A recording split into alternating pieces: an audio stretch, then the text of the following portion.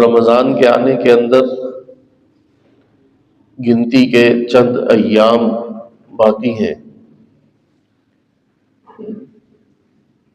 اور اس آیت مبارکہ کے اندر اللہ رب العزت نے ان روزوں کی جہاں فرضیت بیان فرمائی ہے، وہیں اللہ رب العزت نے اس کا مقصد بھی بیان فرمایا ہے کہ یہ 11 مہینوں کے بعد اللہ رب العزت اس امت کو ایک مہینہ ایسا عطا فرماتے ہیں کہ جس کے اندر اس کی مشق کروائی جاتی ہے، اور جو سارا سال اللہ رب العزت سے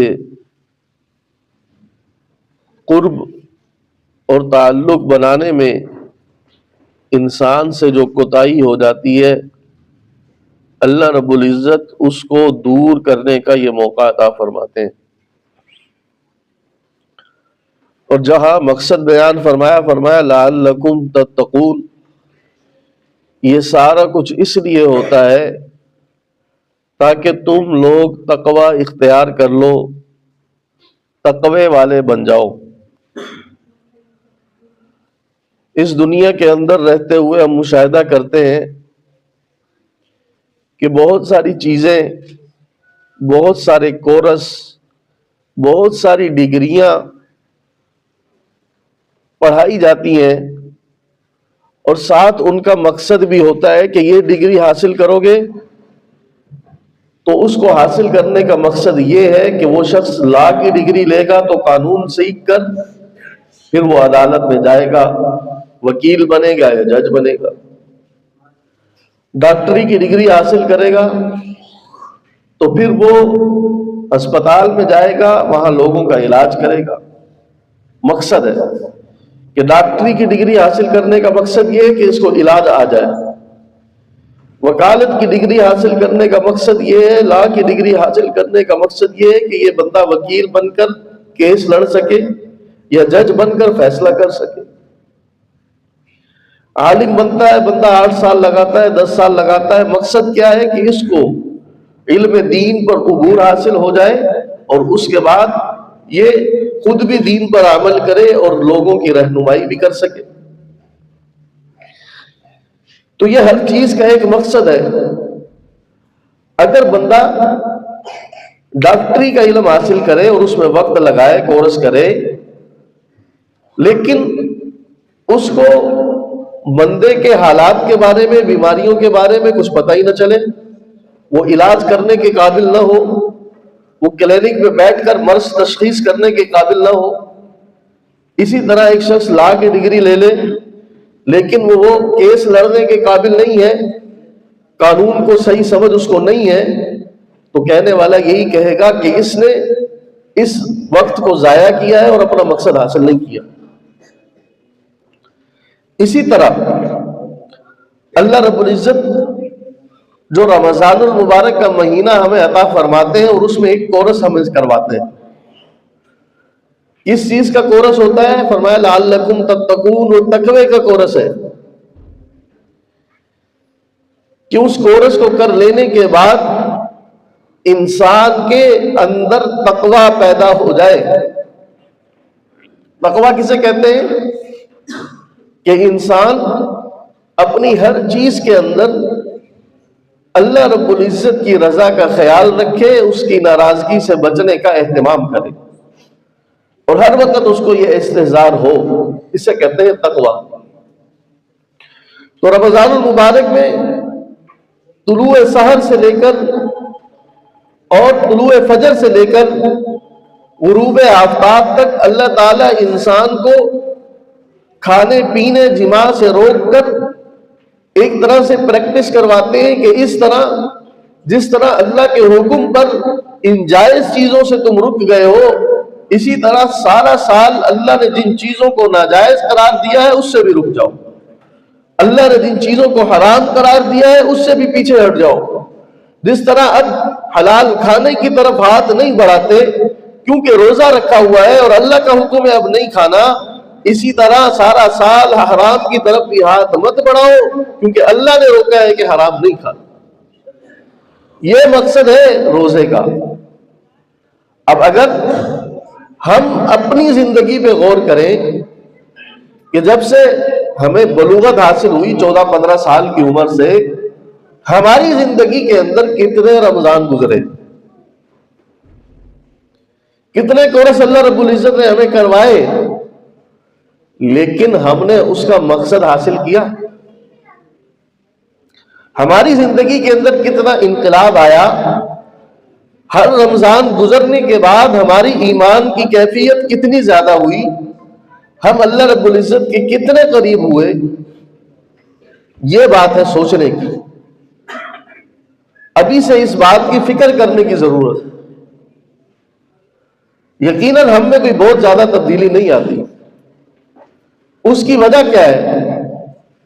اس کی وجہ یہ ہے کہ اللہ رب العزت نے تو سارا اہتمام کیا، ساری رحمتیں عطا کی، لیکن ہم لینے والے نہیں بنے۔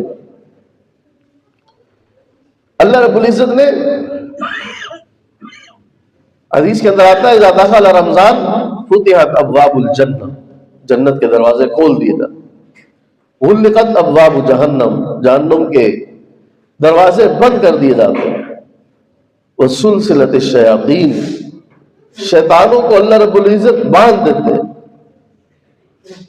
کہ جس طرح شیطان کو انسان پر دسترت حاصل ہوتی ہے سارا سال کی، یجری کا مجرى الدم، کہ وہ انسان کے جس طرح جسم میں خون دوڑتا ہے اس طرح وہ دوڑتا ہے۔ اب اللہ رب العزت نے اس کو بھی دور کر دیا، اللہ نے اپنی رحمتیں بھی جاری کر دی، جہنم کے دروازے بھی بند کر دیے۔ اب کیا رکاوٹ ہے؟ اب کیا رکاوٹ ہے اللہ کی طرف جانے کے لیے؟ سارا سال تو ہم یہی الزام لگاتے ہیں کہ جی یہ شیطان نے ہم سے کروا دیا، شیطان نے کروا دیا۔ اب یہ وہ نفس ہوتا ہے جس کو سارا سال شیطان کی معیت حاصل ہوتی ہے اور ہم اس کو خوب اس کو کھلاتے پلاتے مضبوط کر دیتے ہیں۔ رمضان وہ وقت ہوتا ہے کہ جس کے اندر اللہ رب العزت نے شیطان کو باندھ کر انسان کو یہ موقع عطا فرمایا ہے کہ انسان اپنے نفس کو بھی کمزور کرے۔ کھانے پینے سے تو انسان رک گیا، نفس کی خواہش یہی ہوتی ہے کہ نفس چاہتا ہے کہ ہر وقت کھاتا رہوں، پیتا رہوں، اچھے اچھے کھانا کھاؤں۔ تو رمضان کا تقاضا تو یہ تھا کہ سادہ کھانے سے سحری کرتے اور پھر سادہ کھانے سے افطاری کرتے، تاکہ نفس کے اوپر کچھ چوٹ تو پڑے، وہ تھوڑا کمزور تو ہو۔ ہم نے اس کا الٹ کر دیا، ہم بہترین کھانوں سے سحری کرتے ہیں اور افطاری کے اندر دسترخوان بھرا ہوتا ہے۔ گویا رمضان کا مقصد ہی یہ ہے، ہمارے ذہن میں یوں ہوتا ہے کہ رمضان کا مقصد یہ ہے کہ بھر بھر کے دیسی گھی کے پراٹھے کھاؤ سحری میں، اور افطاری کے اندر دسترخوان بھرا ہو، سموسے پکوڑے کوئی چیز نہیں چھوڑ۔ تو اس سے کیا ہوتا ہے کہ نفس ہمارا بجائے کمزور ہونے کے اس کو اور طاقت ملتی۔ پھر دوسری چیز، نفس کو کمزور کرنے کے لیے نفس چاہتا ہے کہ وہ آرام طلبی کرے، زیادہ سے زیادہ نیند کرے، اور رمضان میں ہمارے یہاں اکثر ہمارا معمول یہ ہوتا ہے کہ روزہ رکھ کے سارا دن سوتے اور رات کو جاگتے ہیں۔ جس رات کے بارے میں حدیث مبارکہ کے اندر آتا ہے کہ جب رمضان کی پہلی رات ہوتی ہے تو اللہ رب العزت کے فرشتے ندا کرتے ہیں، اعلان کرتے ہیں۔ کیا کہتے ہیں؟ کہتے ہیں یا باغی الخیر اقبل، اے خیر کے طلب کرنے والے، اے نیکی کو کرنے والے آگے بڑھ، نیکی میں اور آگے بڑھ۔ وَيَا بَاغِيَ الشَّرِّ أَقْصِرْ، اے برائی کے چاہنے والے ٹھہر جا، اپنے آپ کو روک لے۔ یہ رات کے وقت فرشتے ندا کر رہے ہوتے ہیں، اور اسی رات میں ہمارا عمل کیا ہوتا ہے، ہم کیا کر رہے ہوتے ہیں، یہ ہم میں سے ہر ایک اپنا محاسبہ خود کر سکتا ہے کہ ہم اس رات کے اندر کیا کر رہے ہوتے ہیں۔ جس وقت اللہ کا فرشتہ تو بلا رہا ہے خیر کی طرف اور برائی سے ہمیں روک رہا ہے، کہ برائی سے پیچھے ہٹ جاؤ، نیکی میں آگے بڑھو۔ اور اس وقت ہمارے یہاں کیا ہو رہا ہوتا ہے، ہم ہوٹلوں پہ بیٹھے ہوتے ہیں، چائے کے دور چل رہے ہوتے ہیں، دنیا جہان کی ہم غیبت کر رہے ہوتے ہیں، نوجوانوں نے کرکٹ کے ٹورنامنٹ لگائے ہوتے ہیں، اور ساری رات اس میں ہم ضائع کر دیتے ہیں۔ تو نفس تو ہمارا کہاں سے کمزور ہوگا، اس کو تو ہم نے اور طاقت دے دی۔ تو یہی وجہ ہے کہ ہم روزے کے مقصد کو حاصل نہیں کر پاتے۔ ہم اپنا رمضان یوں گزارتے ہیں اپنی مرضی سے کہ جو مقصد اللہ رب العزت نے قرآن میں بتایا رمضان کا، لعلکم تتقون، کہ ہمارے اندر تقوی آ جائے، ہم اللہ سے ڈرنے والے ہو جائیں، ہم اللہ کے قریب ہو جائیں، اپنے دشمن شیطان سے دور ہو جائیں۔ لیکن ہم اپنے نفس کو کھلا پلا کر سلا کر اس کی مرضی کے مطابق سب کچھ کر کے اس کو اور مضبوط کرتے ہیں، اور رمضان کے بعد وہی گھوڑے اور اس سے زیادہ میدان۔ تو یہ بات ابھی سے فکر کرنے کی اور سوچنے کی ہے کہ انسان اللہ رب العزت کی ان رحمتوں سے کس طرح فائدہ اٹھا لے، کس طرح رمضان کی برکتوں سے فائدہ اٹھا لے۔ 15-20 رمضان اپنی زندگیوں کے، جن کی عمر 30-35 سال ہے، ان کے گزر گئے اور ہم کچھ حاصل کر نہیں سکے، اور کیا پتا ہمیں کہ اگلا رمضان یا آنے والا رمضان بھی نصیب ہوگا کہ نہیں۔ ابھی 10-15 دن ہے، کس کا وقت پورا ہو جائے کچھ پتا نہیں۔